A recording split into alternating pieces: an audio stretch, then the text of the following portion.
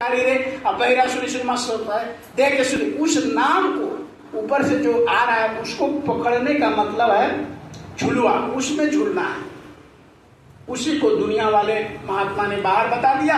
अब हम लोग बाहर तो झूल लेते हैं, लेकिन अंदर से जिस दिन हम झूल लेंगे तो असली जन्माष्टमी, असली कृष्ण भगवान का जो जिस लोक में रहते हैं, जहां वो जिस धाम में रहते हैं, वहां ये आत्मा पहुंच जाएगी, उनसे दर्शन होगा, दीदार होगा। इसी को रामचरितमानस में गोस्वामी जी महाराज ने साफ लिख दिया, मोहि मिलो की राम मुस्काई मुदऊ नैन तरसित मैं बनू। कहा मुदऊ नैन अतर्षित मैं भय पुनि चितवत कौशल गुरु कर। मैंने आंख को बंद किया, तरसा उस मालिक के लिए। जैसे हमारे गुरु महाराज कहते हैं कि जैसे बेटा के लिए, नौकरी के लिए, चाकरी के लिए, धन के लिए, संपत्ति के लिए तुम रोते हो, चिल्लाते हो, तड़पते हो, उसी तरीके से अगर एक बूंद आंसू अगर उस भगवान के लिए, प्रभु के लिए तुम चुआ दिया, अगर चुआ दो, एक आंसू बहा दो उस परमात्मा के लिए, तो तुमको निहाल कर देंगे।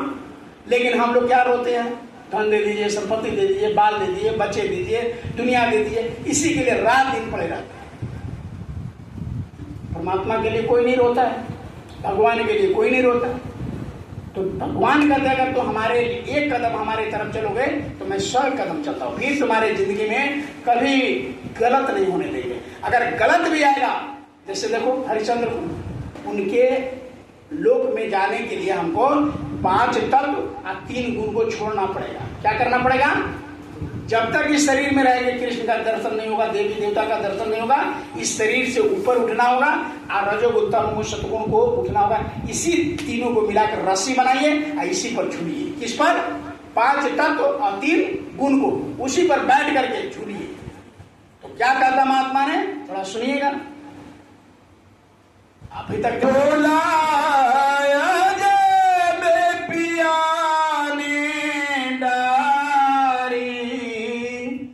झूले सब जीवा जारी ना, झूला में पिया ने डारी, झूले सब जीव जारी ना।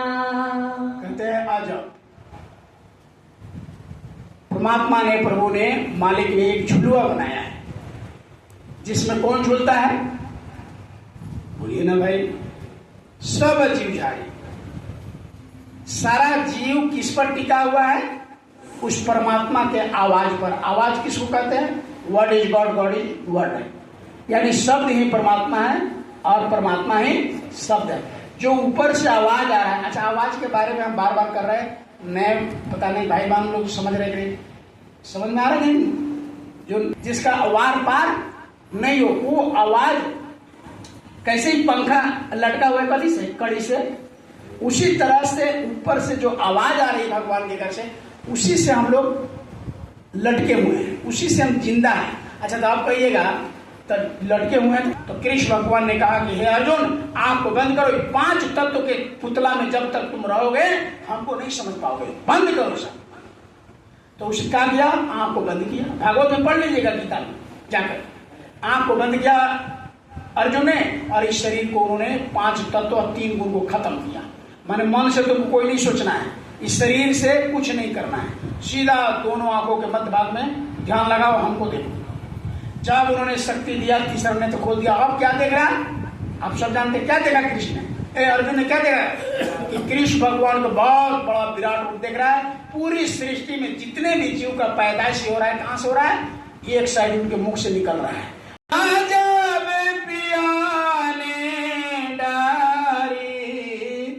झूले सब जीवा जारी ना, झूला सब पिया ने डारी, झूले सब जीव झारी ना।